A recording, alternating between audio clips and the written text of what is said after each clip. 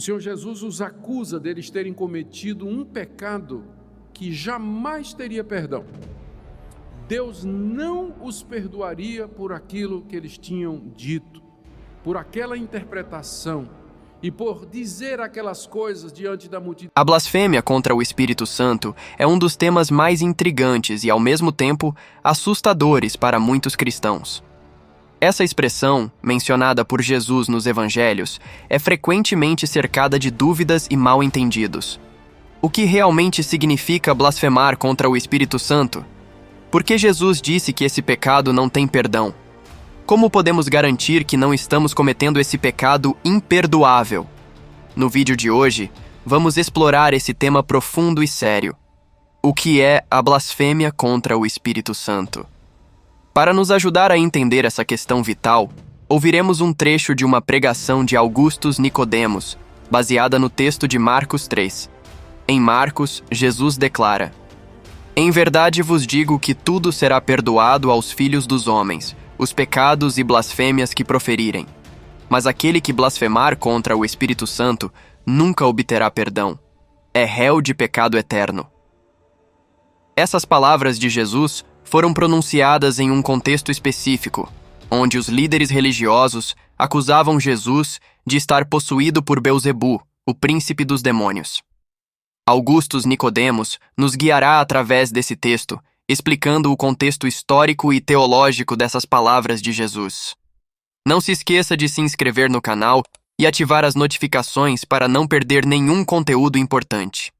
Quando Jesus andava com os publicanos e pecadores, com aquele povo mais excluído, que não seguia aquela interpretação mais literalista que os fariseus e escribas impunham ao povo, eles questionavam Jesus: por que você está andando com esse povo? Você não é um homem de Deus? Você não faz estas coisas extraordinárias? Por que você está andando com essa gentalha, esse pessoal que não observa a lei, que publicanos, cobradores de impostos, prostitutas? Por que você anda com esse pessoal? E o pior, Jesus quebrava o sábado, Jesus curava a gente no sábado, Jesus quebrava espigas e comia no sábado, o que os deixava profundamente irritados. Jesus não seguia a tradição dos anciãos, Jesus não lavava as mãos antes de comer por motivo religioso, Jesus não jejuava 3 vezes por semana, como os fariseus diziam que era para jejuar nele e seus discípulos. Então aqui você tem um problema, um homem que claramente quebrava a lei de Deus, mas que tinha poder para curar gente doente e expelir demônios. De onde vem o poder desse homem? Quem é esse homem? Eles tinham 3 alternativas para explicar Jesus. A primeira, ele é de Deus. Segunda, ele é um charlatão. Terceira, o poder dele vem do diabo. Só tinha 3 alternativas. A primeira, eles não podiam dizer que Jesus era de Deus, porque se eles admitissem que Jesus era de Deus, eles estavam admitindo que aquilo que Jesus fazia, como curar no sábado, ou perdoar pecados, tudo aquilo era verdadeiro, e eles não estavam dispostos a admitir isso. Eles não podiam aceitar que alguém que não andava pela tradição deles fosse alguém que viesse de Deus. Para ser de Deus, tinha que guardar a lei de Moisés direitinho, segundo a tradição dos anciãos, e Jesus não fazia isso. Então, primeira hipótese, Jesus é de Deus, está fora. Esse homem não pode ser de Deus, pois ele quebra o sábado. Não pode ser de Deus porque ele não jejua 3 vezes por semana. Ele não pode ser de Deus porque ele anda com pecadores e publicanos. Não pode ser de Deus. É eliminada a primeira hipótese. Segunda hipótese, ele é um charlatão. Isso aí não dá para dizer, pois os milagres de Jesus eram inquestionáveis. Jesus curava, não era assim, gente desconhecida, mas era o aleijadinho conhecido da cidade toda, né? Que todo mundo sabia, gente que tinha nascido cega, que frequentava a sinagoga, que ia para o mercadinho, gente que era lunático, que a família sofria com ele, que os vizinhos todos conheciam. Era esse tipo de gente que Jesus curava. Era inquestionável o poder de Jesus para curar. As suas doenças eram testemunhadas por todos. Era impossível acusar Jesus de charlatanice. Então restava a opção C. O poder dele veio então do diabo. E essa foi a explicação que os escribas e fariseus adotaram, de que Jesus estava possuído por um demônio e que era pelo poder desse demônio que ele fazia aquelas coisas extraordinárias e que expelia os demônios inferiores, porque ele estava possuído do maioral dos demônios, o mais importante de todos eles. Essa que era a verdade. Jesus não estava fazendo isso pelo poder de um espírito imundo, mas ele estava fazendo isso pelo Espírito de Deus. Esse ponto é destacado no relato de Mateus. Mateus diz que nesse diálogo, Jesus Cristo disse: se eu estou expelindo os demônios pelo dedo de Deus, pelo Espírito Santo, significa que o reino de Deus chegou até vocês. Eu não estou aliado a Beelzebu, mas é pelo poder do Espírito Santo que habita em mim que eu estou fazendo estas coisas. A partir daí, do verso 28 a 30, Jesus passa uma condenação severa sobre os escribas e fariseus, porque o que eles haviam dito era extremamente sério, extremamente sério. O Senhor Jesus os acusa deles terem cometido um pecado que jamais teria perdão. Deus não os perdoaria por aquilo que eles tinham dito, por aquela interpretação e por dizer aquelas coisas diante da multidão de que Jesus estava possuído pelo Deus das moscas, por Beelzebu, por Satanás, o maioral dos demônios. Eles não seriam perdoados. Jesus começa com uma declaração que tem que receber a devida atenção nossa, que é uma declaração de boas notícias no verso 28. Ele diz: em verdade eu digo a vocês, que tudo será perdoado aos filhos dos homens, os pecados e as blasfêmias que cometerem. Aqui está o Evangelho, aqui estão as boas novas, que tudo será perdoado aos homens, todos os pecados que eles cometerem e todas as blasfêmias que eles proferirem.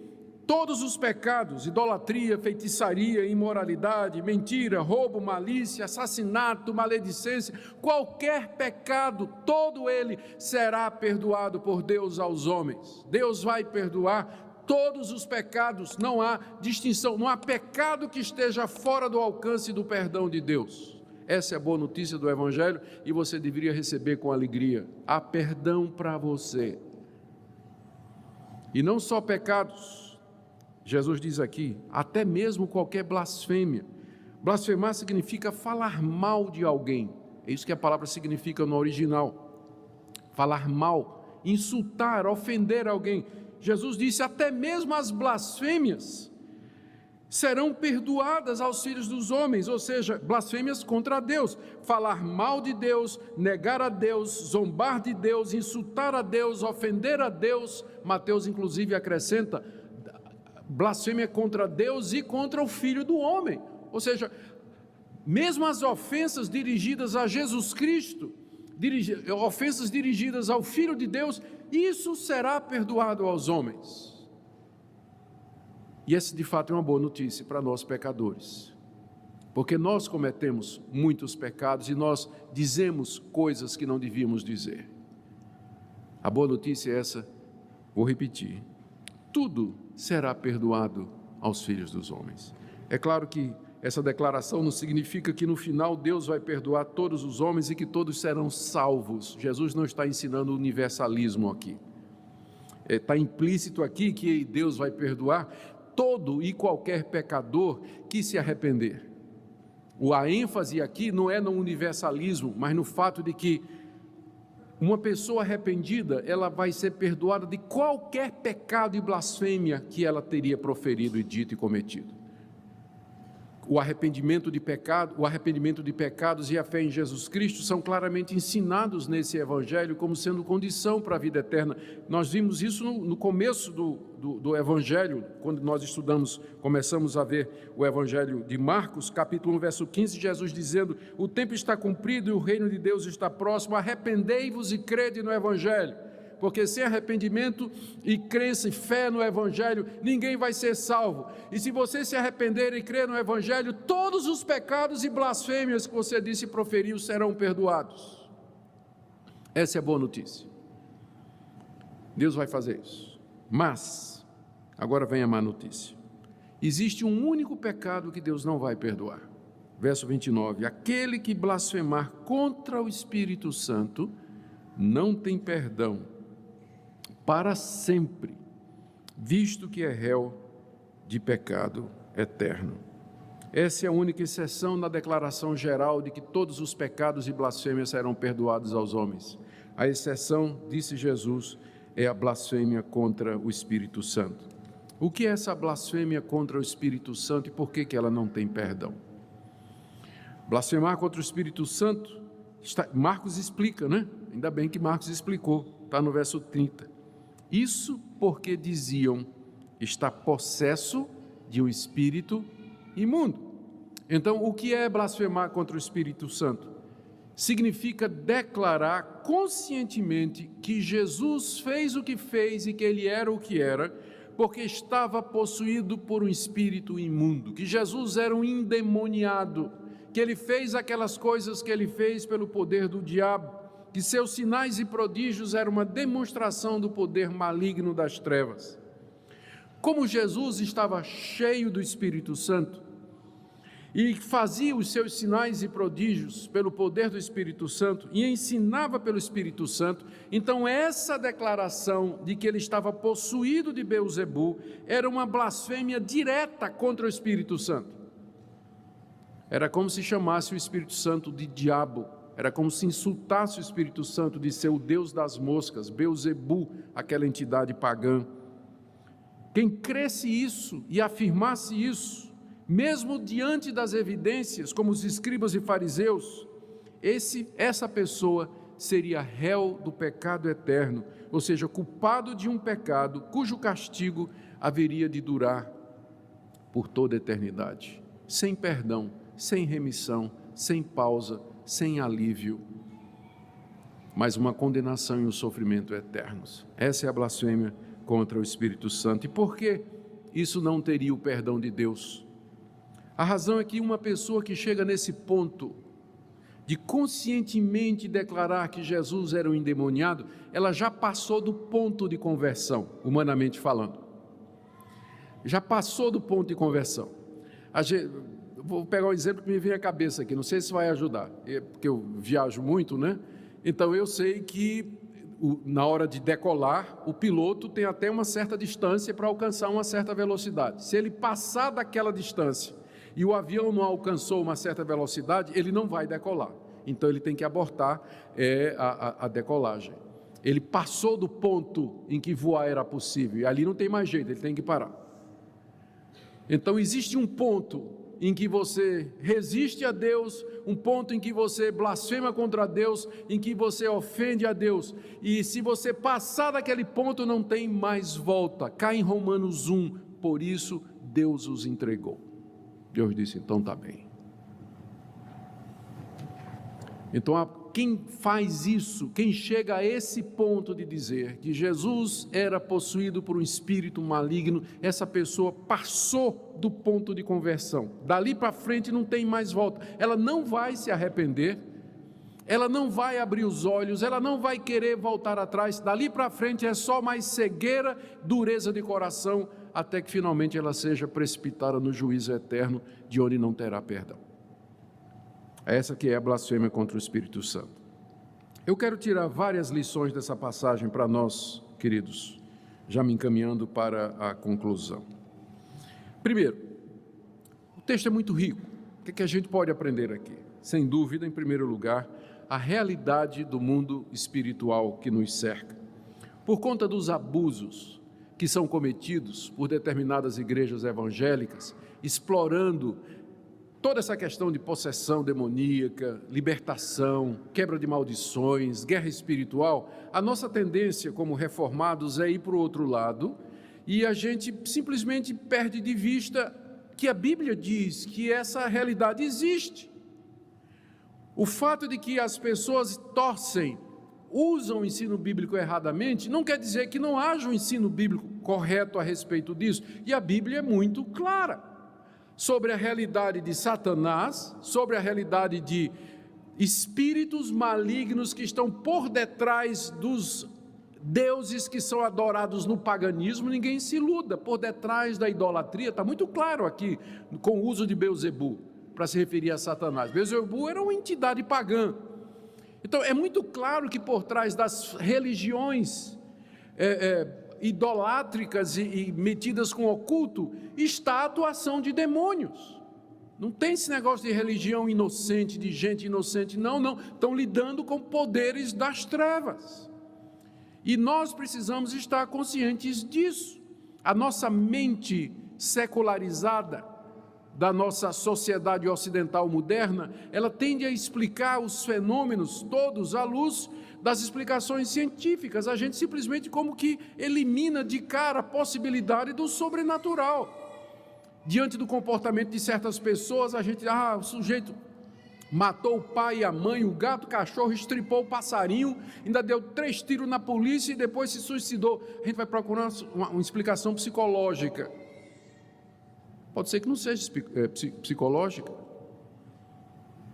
Pode ser que tenha uma explicação sobrenatural, não é verdade? Para o comportamento de certas pessoas. Fulano de tal era um marido exemplar, fiel, isso aqui, de repente descobriram, o cara vem traindo a mulher não sei quantos anos.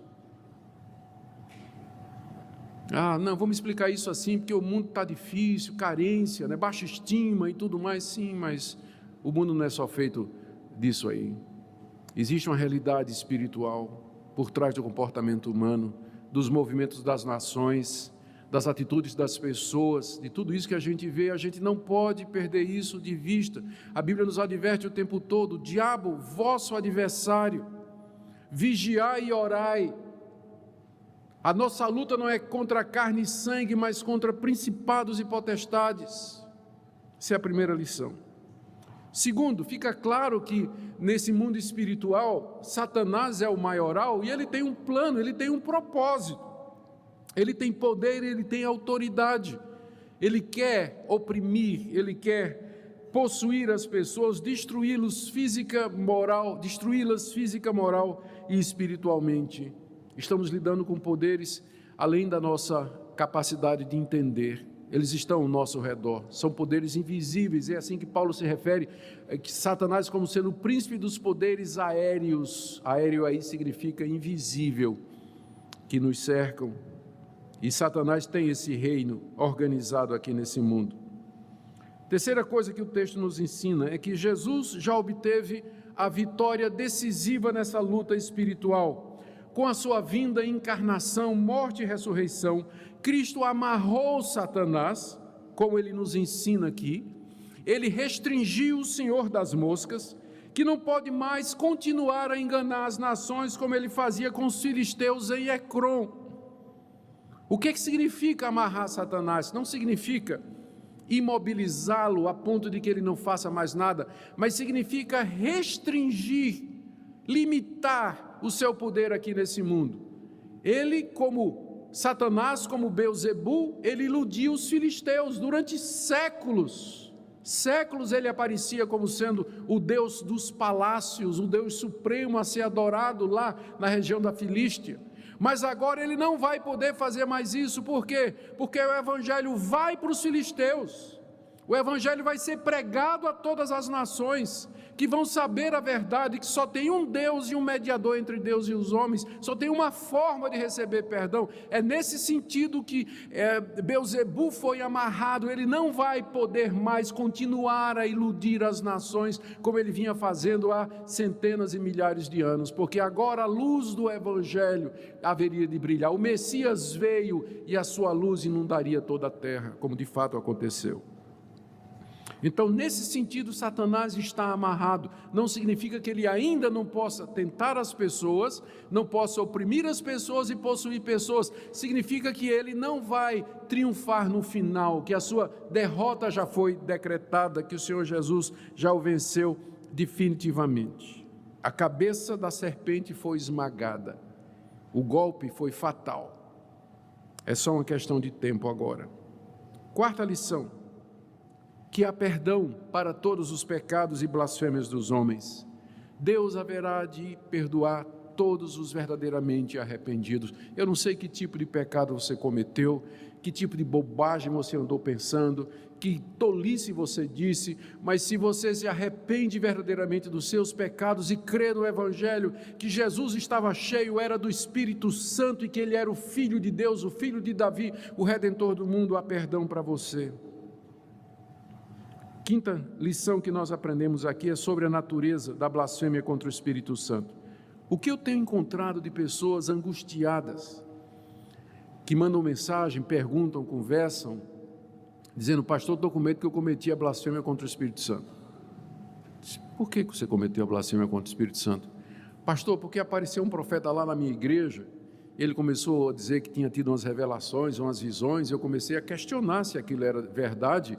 Ele me disse assim: cuidado para não blasfemar contra o Espírito Santo. Pastor, estou com medo de ter blasfemado contra o Espírito Santo. Não, meu irmão, uma pessoa que tem medo de blasfemar contra o Espírito Santo, ela nunca blasfemou contra o Espírito Santo, porque um dos sinais de que uma pessoa blasfemou contra o Espírito Santo é que ela não está nem aí, ela está tão endurecida que ela não está nem mais preocupada com essas coisas, ela está tão cega que ela não percebe o perigo e o risco que ela está correndo. Então a boa notícia é, se você acha que você blasfemou contra o Espírito Santo, a boa notícia é que você não blasfemou, porque se tivesse blasfemado, você não estava nem preocupado com isso. Você já tinha passado daquele ponto em que a sua consciência ainda é sensível às coisas de Deus. João fala do pecado contra a morte, que também não tem perdão. Está lá na 1 de João 5, 16, 17, são as duas únicas vezes em que esse pecado é mencionado na Bíblia, nos Evangelhos e na primeira carta de João. Sexta lição, e eu quero que você preste atenção aqui. Uma das coisas que me impressionou quando eu estudava esse texto é como a religiosidade pode cegar as pessoas para não ver a verdade. Os escribas e fariseus eram extremamente religiosos. Eles faziam orações 3 vezes por semana. Eles frequentavam o templo, ofereciam sacrifícios, observavam meticulosamente a lei de Moisés. Contudo, eles eram cegos. E essa cegueira foi aumentando à medida que eles começaram a acompanhar Jesus, ver os milagres de Jesus, o ensino de Jesus, e eles começaram a racionalizar. Como é que isso que esse homem está dizendo se encaixa na minha religião? Ou como é que isso que ele está fazendo se encaixa naquilo que eu acredito? E quando não encaixava, a solução foi dizer que ele estava endemoniado, fechar o coração contra ele e finalmente procurar uma forma de matá-lo. A religiosidade cega as pessoas, endurece as pessoas para não ver a verdade. E eu tenho muito medo disso. Uma coisa que eu peço a Deus sempre é que Ele não deixe que, à medida que os anos passam, e eu vou ficando um crente mais antigo, né? Mais rodado, e um pastor mais rodado, à medida que eu lido com a Bíblia, com teologia, com questões exegéticas, questões de interpretação, que isso não vire uma religião, ou atos religiosos, e que eu perca o sentido do cristianismo, que é uma relação pessoal com Jesus Cristo e com Deus, comunhão com Deus, algo vivo, significativo, que mexe comigo, que me renova todo dia. Esse era um perigo que eu encontrei no seminário, por exemplo. Quando eu entrei no seminário, eu era um jovem pregador, ardoroso, fervoroso, lia a Bíblia e orava 2, 3 horas por dia. E eu não queria entrar no seminário porque eu sabia que isso aí ia acabar. Tem até uma piadinha que a gente conta, infame, é verdade. Mas como eu não contei nenhuma hoje,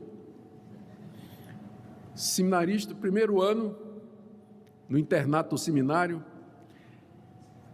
de noite, na hora de dormir no internato, abri o caderninho onde tinha a listinha. Ele dizia: Senhor, ele veio do interior.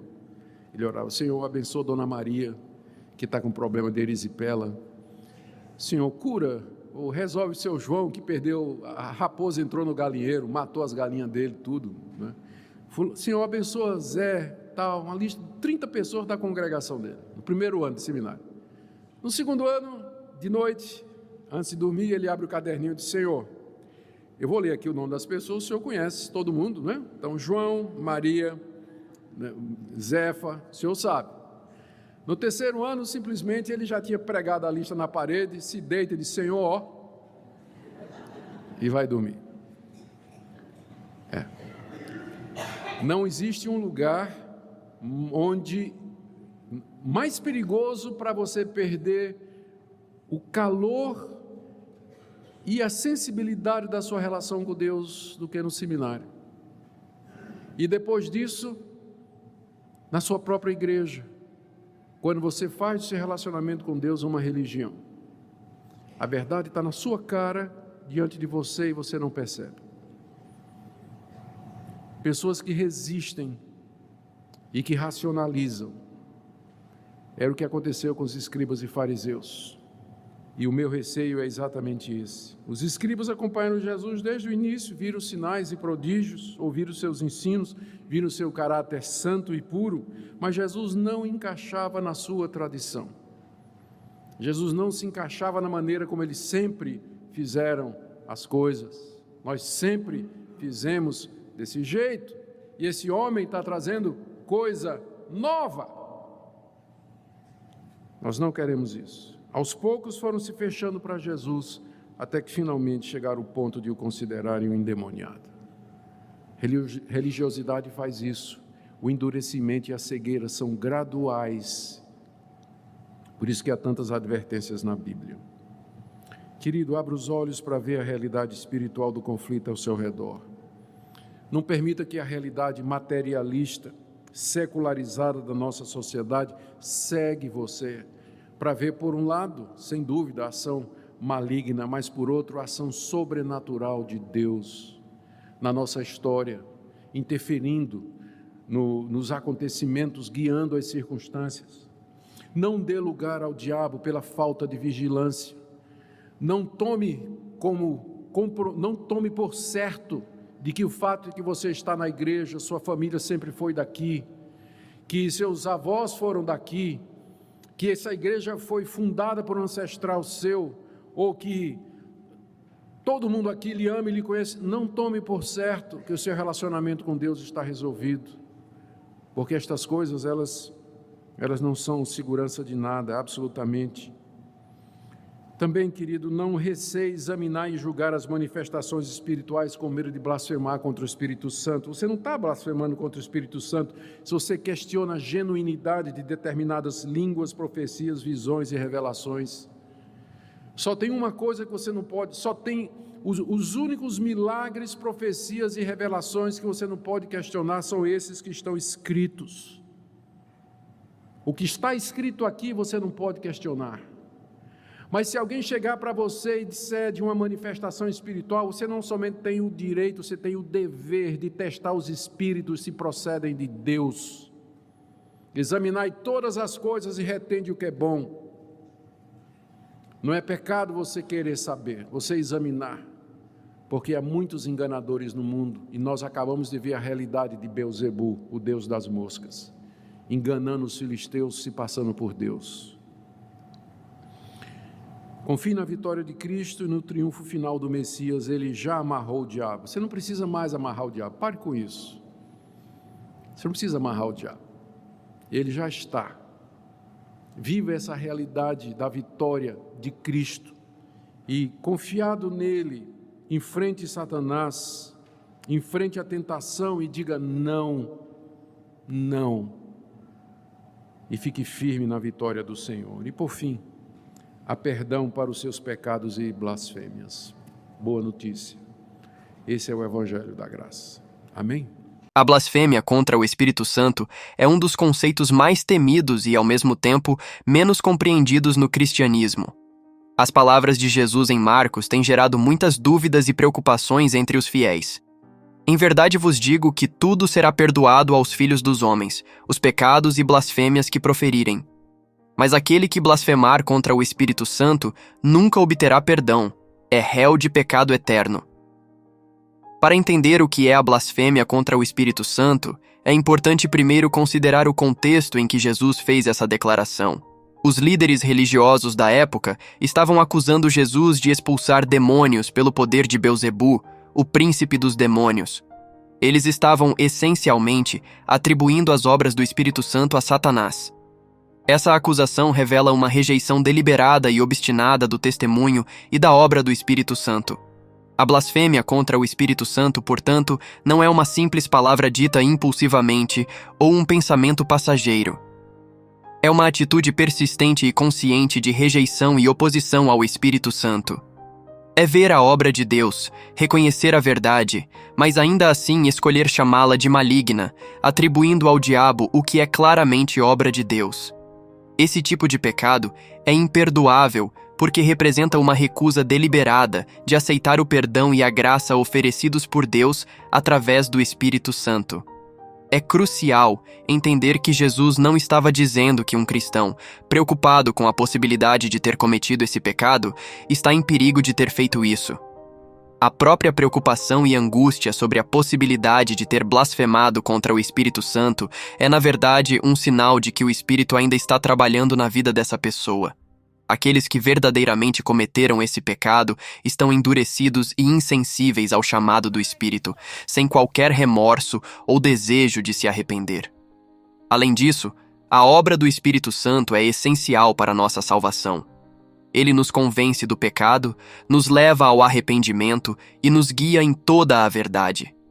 Rejeitar a obra do Espírito é rejeitar o próprio meio pelo qual Deus nos oferece perdão e vida eterna. A gravidade desse pecado reside na rejeição do único caminho para a reconciliação com Deus. Portanto, ao refletir sobre a blasfêmia contra o Espírito Santo, somos chamados a uma profunda reverência e respeito pela obra do Espírito em nossas vidas. Devemos estar atentos à maneira como respondemos à sua orientação, convictos de que ele trabalha para nosso bem e para nos levar a um relacionamento mais profundo com Deus. Em vez de temer ter cometido esse pecado, devemos nos concentrar em viver de acordo com a orientação do Espírito, buscando sempre a vontade de Deus com um coração aberto e arrependido.